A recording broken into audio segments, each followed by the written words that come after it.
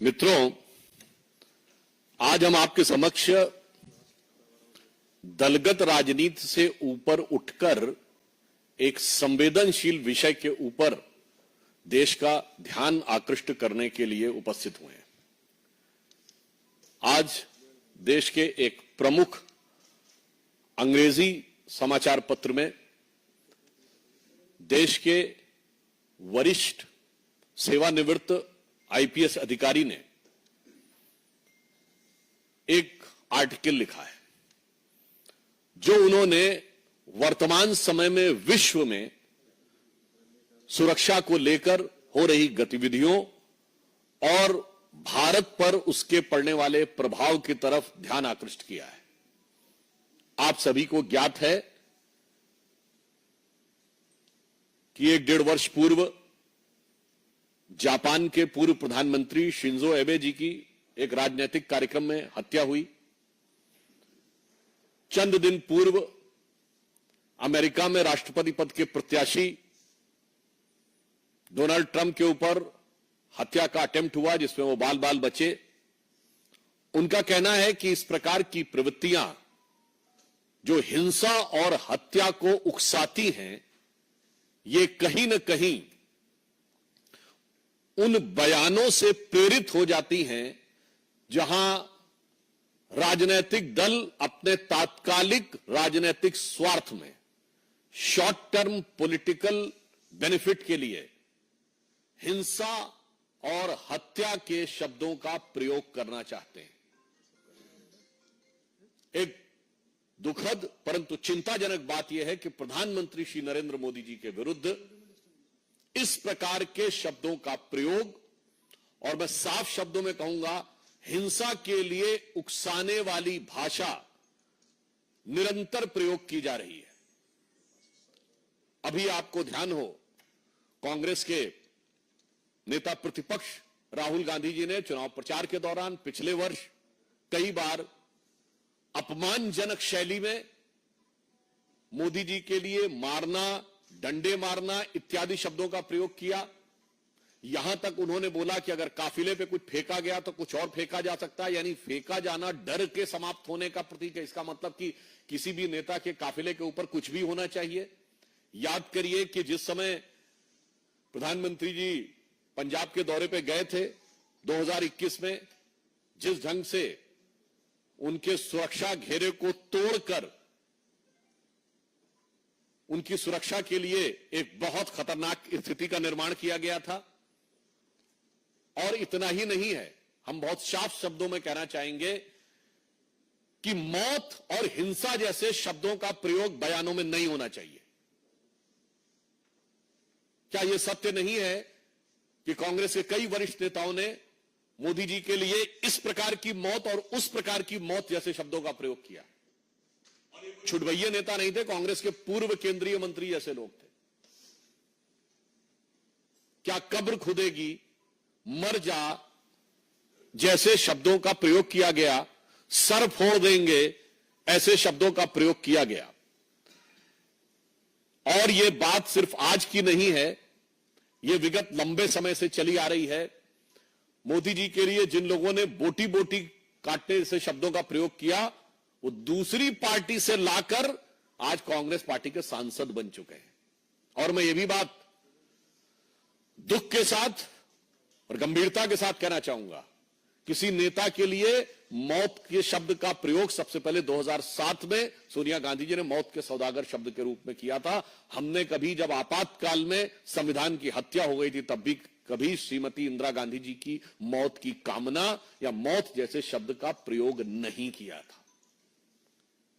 और मैं यह भी बताना चाहता हूं कि यह राजनीति राष्ट्रीय सुरक्षा के खिलवाड़ के साथ बहुत लंबे समय से होती आ रही है।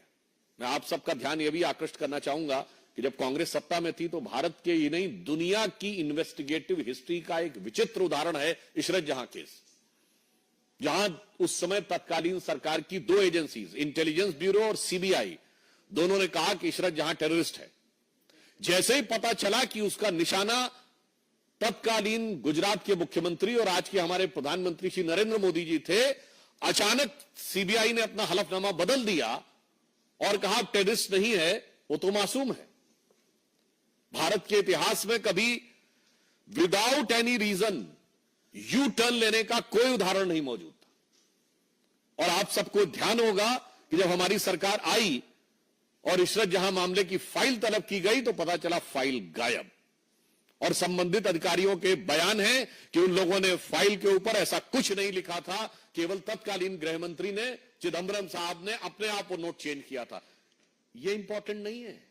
उससे बड़ी बात यह है कि सीबीआई ने अपना स्टैंड चेंज कर दिया था, मगर आईबी ने स्टैंड चेंज नहीं किया था। यानी आईबी पहले भी मान रही थी कि इशरत जहां टेररिस्ट है, और बाद में भी मान रही थी इशरत जहां टेररिस्ट है। सीबीआई पहले मान रही थी टेररिस्ट है, मगर बाद में कहने लगी नहीं है। अर्थात दुनिया के इतिहास का इकलौता उदाहरण जहां एक ही सरकार की दो एजेंसीज एक दूसरे के खिलाफ खड़ी है। एक एजेंसी कह रही है कि टेररिस्ट है अमुक व्यक्ति, एक करे नहीं। क्यों? चूंकि प्रधानमंत्री श्री नरेंद्र मोदी जी की हत्या के इरादे से जाते हुए किसी टेररिस्ट को बचाव देने के लिए, कवर फायर देने के लिए किस सीमा तक जाया जा सकता है, यह उसका दुखद उदाहरण है। आप सबको याद हो 24 अक्टूबर 2013 को पटना की रैली में सीरियल ब्लास्ट हुए। कांग्रेस की केंद्र में सरकार थी। मैं पूछना चाहता हूं क्या सुरक्षा व्यवस्था थी? नरेंद्र मोदी जी को Z+ सिक्योरिटी थी, और उसी सभा में हमारे तत्कालीन राष्ट्रीय अध्यक्ष और वर्तमान रक्षा मंत्री राजनाथ सिंह जी भी थे, उनके पास भी Z+ सिक्योरिटी थी सेंट्रल गवर्नमेंट की। दो नेता जिनके पास Z+ सिक्योरिटी हो सेंट्रल गवर्नमेंट की, और उसके लिए केंद्रीय सरकार ने क्या व्यवस्था की थी? इसलिए सुरक्षा और नेताओं की जान की कीमत पर राजनीति होनी चाहिए। इसके उलट हम बताते हैं, राहुल गांधी जी की यात्रा निकली, उनके बाद भी Z+ सिक्योरिटी है। कश्मीर में आप सब ने देखा कि कितने मधुर मनोभावों के साथ भैया और बहन बर्फ के गोलों के साथ खेल रहे थे उस संवेदनशील जगह पे। केंद्र सरकार ने व्यवस्था सुनिश्चित की। मणिपुर जैसी जगह पे जहां इतना संवेदनशील है, उनकी यात्रा निकली और पूरा रूट सैनिटाइज करना और सारी व्यवस्था सुनिश्चित की गई। इसलिए मैं कहना चाहता हूं कि भारत की राजनीति में राजनीति अपनी जगह है, नेताओं के साथ प्रतिस्पर्धा अपनी जगह है, मगर प्रधानमंत्री श्री नरेंद्र मोदी जी के विरुद्ध जो राहुल गांधी ने शब्द बोला था, संसद में मैं याद दिलाना चाहता हूं, हिंसा हिंसा हिंसा, हत्या हत्या हत्या जैसे शब्दों का प्रयोग बंद होना चाहिए। दुनिया में इसके उदाहरण दिख रहे हैं, भारत में इसके परिणाम खतरनाक हो सकते हैं।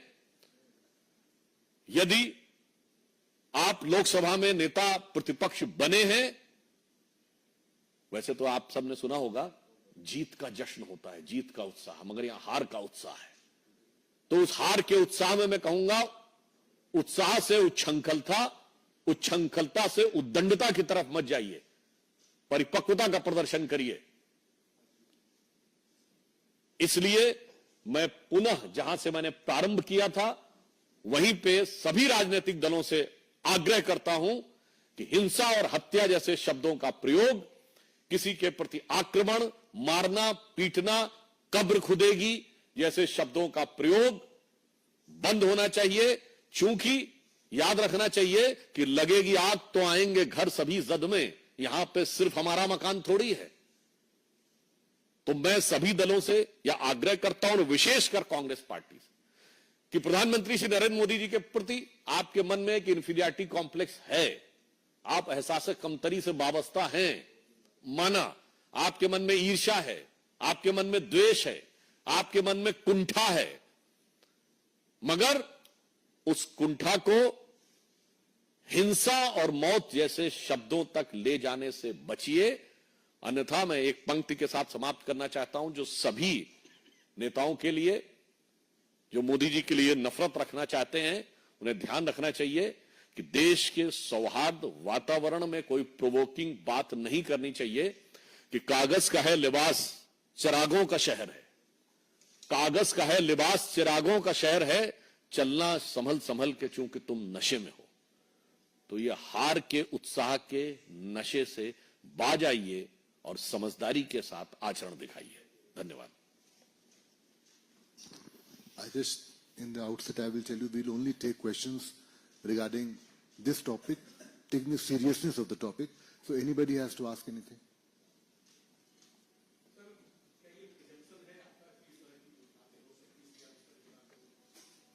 आप प्रिजम्पशन का विषय यह है कि जब आप इस प्रकार का वातावरण बोलते हैं, मैं पूछना चाहता हूं कि नफरत की दुकान में कौन कौन से जहर बुझे सामान है?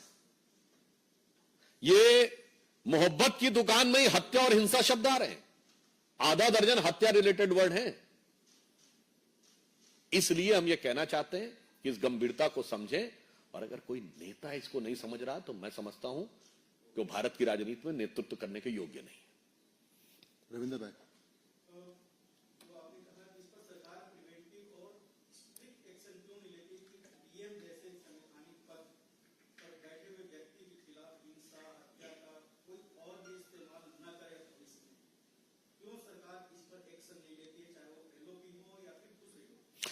देखिए, किसी भी विषय के दो पक्ष होते हैं। एक होता कानूनी पक्ष और एक नैतिक पक्ष, लीगल और मॉरल। हम ये कहना चाहते हैं, लीगल स्टेप्स कितने भी आप ले लीजिए, मगर समाज में जो व्यवस्था चलती है वो मॉरल पैराडाइम के बेस के ऊपर चलती है। इसलिए राजनीतिक दलों का उत्तरदायित्व नैतिक आधार पर जवाब देना है। और विशेषकर ये तो जब आप बताते हैं कि इस देश में तो ऐसी घटनाएं पहले कई बार हो चुकी हैं, और वो लोग जब ये बात कहते हैं तो मुझे लगता है छोटी राजनीतिक स्वार्थ के लिए हिंसा को बढ़ावा देने वाली बातें मत करिए। हमास के समर्थन में रैली से लेके और बयानबाजी से लेके मैं एक वाक्य में कहना चाहूंगा, अभी तक आप अलगाववादियों और आतंकवादियों का समर्थन करते हुए नजर आते थे, अब अलगाववादियों और आतंकवादियों की भाषा प्रयोग करते नजर आ रहे हैं। तो बस आप समझ सकते हैं कि अगर कोई अलगाववादियों और आतंकवादियों की भाषा प्रयोग करने लगेगा तो देश के लिए कितना चुनौतीपूर्ण और खतरनाक है, इसके लिए हम आगाह करना चाहते हैं। सुधांशु जी, समाजवादी पार्टी के मुखिया और पूर्व मुख्यमंत्री अखिलेश यादव ने एक मानसून ऑफर दिया है और उन्होंने कहा कि 100 लाओ और सरकार बनाओ। जो यूपी में बीजेपी में चल रहा है उसको ध्यान में रखते हुए ऐसा ऑफर यानी कि जिसके लिए मैंने ट्वीट किया है वो लोग समझ रहे हैं इसके लिए किया है। वैसे हमारा विषय इस समय इसी विषय पे, फिर भी मैं आपको उत्तर दे देता हूं। मैं उनसे कहना चाहूंगा, 100 लाओ नहीं, पहले अपना मूलधन बचाओ। जिस वोट बैंक के चक्कर में 2 लड़के साथ आए थे, अब एक लड़का बड़का हो गया है, वो लोकसभा में नेता प्रतिपक्ष हो गया है। अपना वोट बैंक बचाओ, बाद में आकर यहां ज्ञान बखारो। Thank you.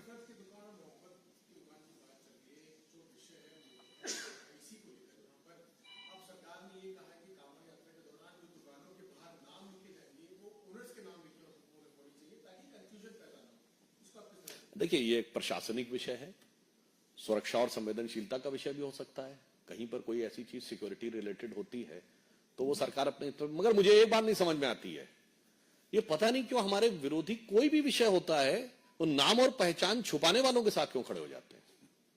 विषय कोई भी हो, मतलब वो आसाम से लेके केरल तक हो, वो विषय सुरक्षा से लेके केरल हाईकोर्ट के द्वारा यूज किए गए और वीएस अच्युतानंदन के द्वारा यूज किए गए लव जिहाद का हो, मगर पहचान छुपाने वालों के लिए इतने अरमान दिल में क्यों छुपे रहते हैं? Thank you.